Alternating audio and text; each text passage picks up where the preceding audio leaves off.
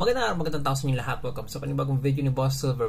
Mabilis lang yung video to kasi nga syempre magpapasko at baka naiisip po na mag-start na nga ng yung Pokemon collection. At ito yung 4 na shop na pinagkakatiwalaan ni Boss Silver pag mag-online shopping ka. Ngunit bago lahat ako po si Boss Silver, ano mga toy-related topics, Nintendo Switch related video at yung trip mong makita sa YouTube recommendation ay mag-subscribe ka na sa akin. So number 1, ang pinaka-really recommend ko talaga kapag gusto mo mag-start ng yung Pokemon collection at gusto mo ng online shopping, of course, si Pixel Play na nga. Si Pixel Play, hindi lang Pokemon cards ang ino-offer niya, napakadami din talaga at napakamura. Siya talaga yung number 1 top pick dito. Ang downside niya lang, hindi siya pumapayag ng mga COD transaction. So, yun nga. So, medyo GCash, sa Shopee Pay Later, yung mga ganun usually, yung nagiging mode of payment ko pag siya yung ginagamit ko. Pero, napaka-legit at napakaganda talaga ng shop na yun. Murang-mura yung mga item niyan. Yung sumunod naman na gusto kong i-share dito, yung Maxsoft Official Store. Yung Maxsoft Official Store, dati nasi-COD siya. Pero ngayon, hindi na siya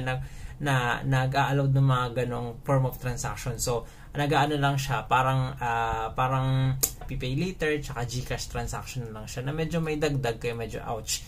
Ang gusto ko lang dito kasi dati, nung si-start ako nito, talaga ang legit, tsaka ang ganda, tsaka yung tawag dito, ang dami niyang pagpipilian doon, yung mga shop. So, yun ang option lang na. So, yung pangatlo, na really recommend ko dito, In The Zone, recommend ko talaga is si In The Zone Toy Center. Si In The Zone Toy Center, though hindi lang naman siya yung parang Pokemon cards exclusive, marami rin siyang TCG binibenta, maraming laruan, at napakaganda talaga ng shop na yun. Kung gustong ko dito kasi pumapayag siya ng mga COD transaction.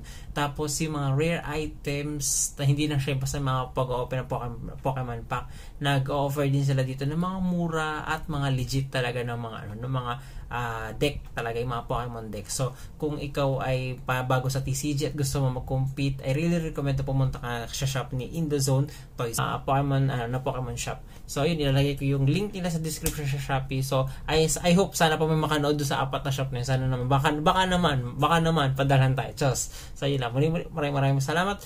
So, baka ito na yung huling upload ko dito sa channel natin, dito sa dito for this year. Kasi magiging busy na nga tayo. Pero, active naman tayo dito sa shorts. Katignan nyo naman, grabe talaga. Ang ganda talaga ng statistic natin. So, yun lang. Maraming salamat. Thank you for watching.